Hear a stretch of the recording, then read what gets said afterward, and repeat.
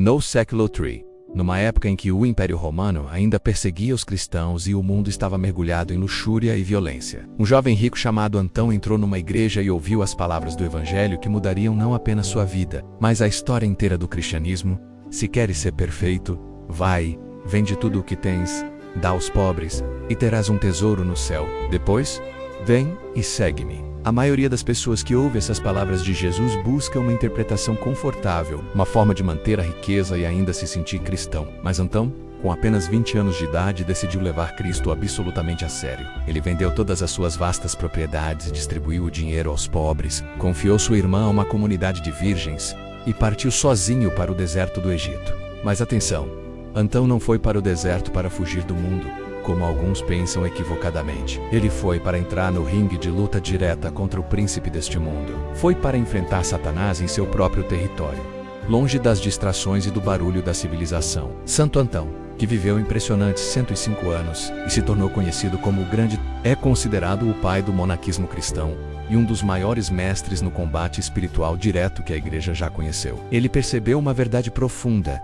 que o mundo moderno, cheio de entretenimento e distração constante, tenta desesperadamente esconder. Na solidão, sem as máscaras sociais, sem o barulho ensurdecedor da cultura, sem as mil ocupações que preenchem nossos dias, o homem finalmente enfrenta seus verdadeiros demônios interiores e as tentações externas do maligno. No deserto, não há para onde correr. Não há Netflix para assistir quando a ansiedade aperta. Não há redes sociais para rolar quando pensamentos perturbadores surgem. Não há frigobar para abrir quando a tristeza vem. É você, Deus e o diabo, e a batalha se torna cristalina. A vida de Santo Antão é repleta de relatos impressionantes, documentados por seu discípulo Santo Atanásio, de batalhas espirituais que se tornaram visíveis e até físicas. O demônio não agia apenas através de tentações sutis e pensamentos. Ele aparecia para Antão sob formas aterrorizantes, menos bestas horríveis.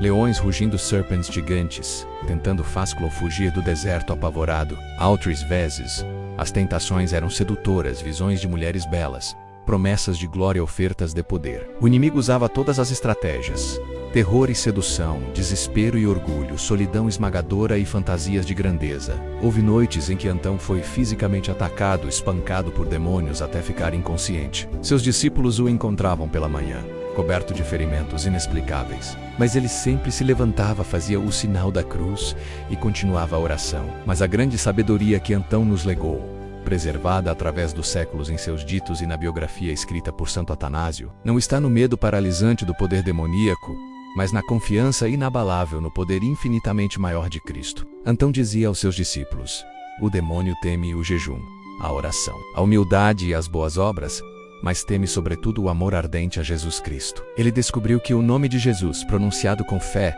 era como fogo lançado sobre os demônios. Eles fugiam instantaneamente. Ele ensinou uma verdade libertadora: o diabo é como um cão acorrentado. Ele pode latir alto, fazer barulho aterrorizante, espumar de raiva, mas só pode morder quem voluntariamente se aproxima dele, quem entra no alcance de sua corrente através do pecado. Se você não consentir com a tentação, dizia Antão, o inimigo é impotente. Ele só tem o poder que você lhe dá através do seu consentimento. Uma das visões mais famosas de Santo Antão aconteceu quando ele estava em profunda oração. Deus lhe concedeu ver o mundo inteiro como que de cima, numa perspectiva celestial, e o que ele viu o deixou aterrorizado.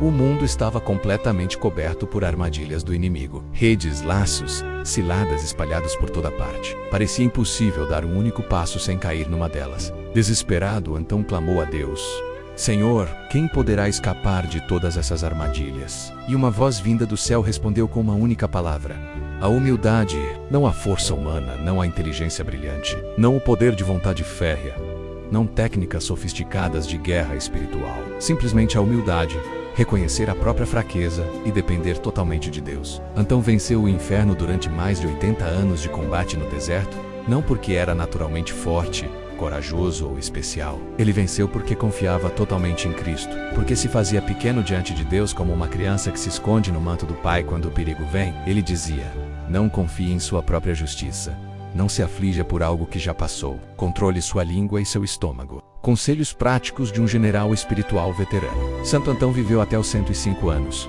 com saúde perfeita, todos os dentes intactos. Visão clara, menos um testemunho físico de que a vida de oração e jejum não destrói o corpo, mas o santifica. Quando finalmente morreu pacificamente, seu corpo foi enterrado em local secreto para que não fosse transformado em relíquia prematuramente. Ele nos ensina uma lição vital para nossos dias. Se o mundo invisível está cheio de perigos reais, se existem realmente principados e potestades que conspiram contra a nossa salvação, a graça de Deus é um escudo absolutamente impenetrável para quem se faz pequeno e humilde diante do Senhor. O orgulho abre a porta para o demônio.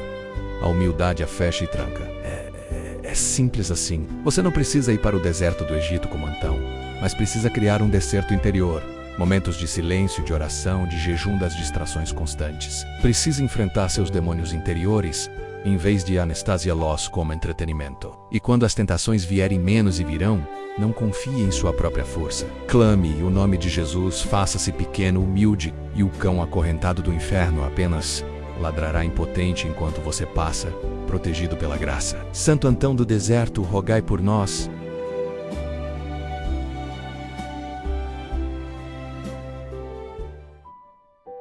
Ao encerrarmos esta jornada pelo mundo invisível, após falarmos de anjos e demônios, de batalhas espirituais e armaduras divinas, de purgatório e combate no deserto, é natural sentir um certo peso no coração. É fácil sentir medo diante da realidade concreta do mal, da existência real de forças espirituais que conspiram contra nossa salvação, da guerra invisível que se desenrola ao nosso redor a cada instante. Mas há algo essencial que não podemos esquecer, algo que muda completamente a perspectiva de tudo.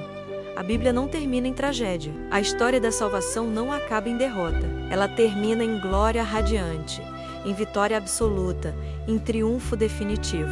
O último livro das Sagradas Escrituras, o Apocalipse de São João, foi escrito justamente para nos dar a certeza inabalável da vitória final. Não é um livro de terror sobre o fim do mundo, como Hollywood gosta de retratá-lo. É um livro de esperança sobre a consumação do reino de Deus. São João, o discípulo amado, exilado na ilha de Patmos por causa de sua fé, recebe uma visão impressionante do desenrolar final da história humana. Ele vê bestas horríveis emergindo do mar, dragões com 7 cabeças, batalhas cósmicas entre o bem e o mal. Mas no meio de todo esse tumulto apocalíptico, de todas essas imagens perturbadoras, ele vê alguém que permanece de pé, inabalável, vitorioso, o Cordeiro. Jesus Cristo é apresentado como o Cordeiro que foi imolado, uma referência direta ao seu sacrifício na cruz, quando ele derramou seu sangue precioso pela salvação do mundo. Mas esse Cordeiro não está morto. Ele vive, ele está de pé, glorioso, com as marcas da paixão transformadas em emblemas de vitória. O Apocalipse declara com clareza cristalina: o Cordeiro venceu. Essa é a certeza que atravessa toda a história da salvação. Cristo venceu. Passado. Já aconteceu. Na cruz, quando Jesus bradou, está consumado. A vitória definitiva sobre o pecado, a morte e o diabo foi conquistada.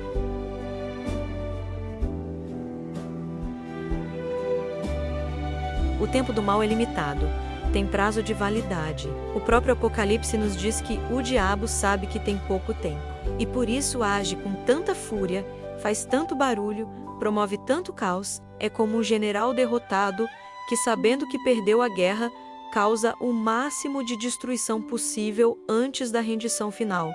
Ele está desesperado, e o desespero o torna ainda mais perigoso temporariamente, mas não muda o resultado final. Não há reviravolta possível nesta história. Apocalipse 20 descreve seu fim. Será lançado no lago de fogo e enxofre para todo o sempre. Ponto final.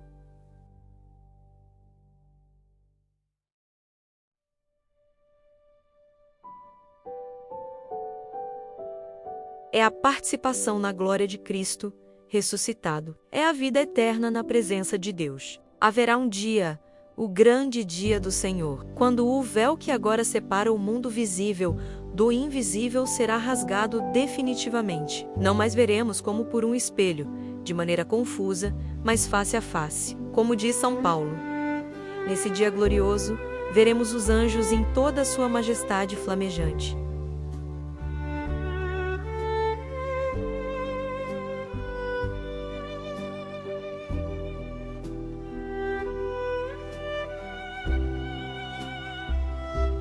Numa visão beatífica que saciará para sempre todos os anseios do coração humano. O Apocalipse nos dá uma prévia dessa realidade futura.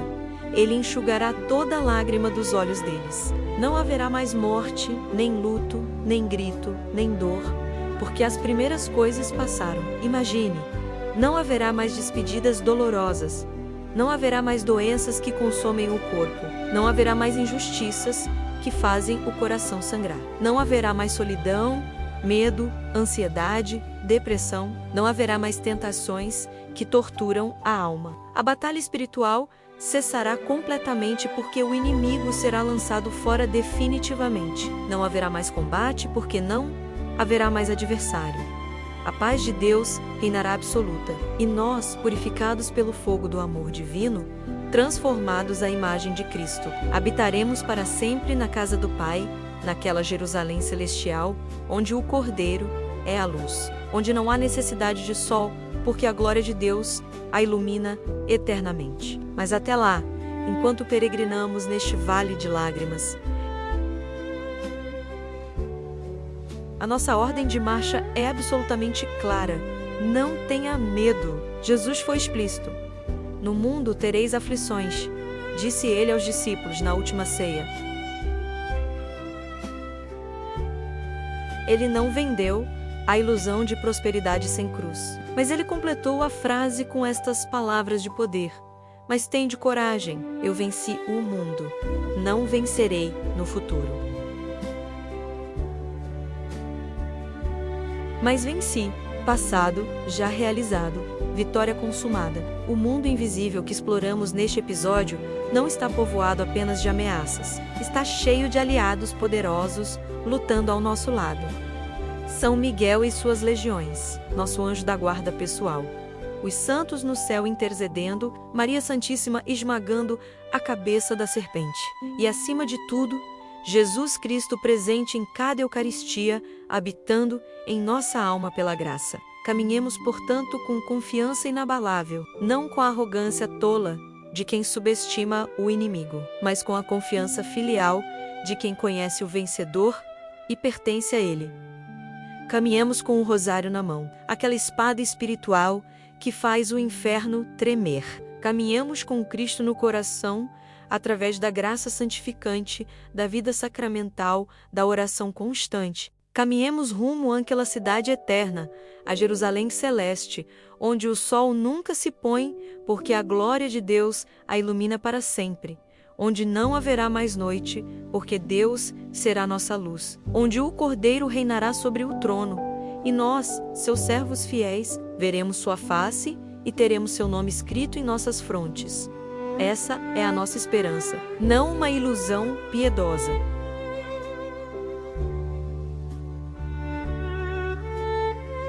O Cordeiro venceu, e nós, unidos a ele, venceremos também. Maranata, vem, Senhor Jesus!